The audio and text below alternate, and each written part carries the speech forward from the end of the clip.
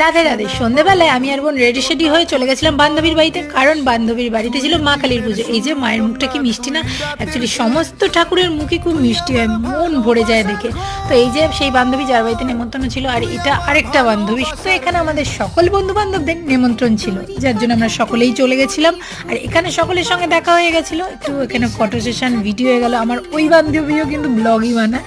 তো যাই হোক, এখানে আমরা একটু ফটো সেশন করে দেন একটু আড্ডা টাড্ডা দিচ্ছিলাম। আর এখানে আমার বান্ধবী আর বোনের তো গল্প জমে গেছিলো।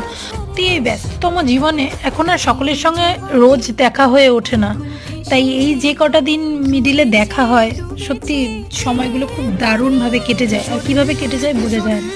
তো যাই হোক, এরপর আমরা খাওয়ার জায়গায় চলে গেছিলাম, খেতে বসে পড়েছিলাম। আর এই যে বান্ধবী আর বান্ধবীর বর দেখতে এসেছিলো আমরা ঠিকঠাক খাচ্ছি কিনা। তো যাই হোক, মেনুতে ছিল খিচুড়ি, বাঁধাকপি, চাটনি, পাঁপড় আর পায়েস। তো তারপর খাওয়া দাওয়া সেরে আমরা বাড়ির দিকে রওনা দিলাম। টাটা।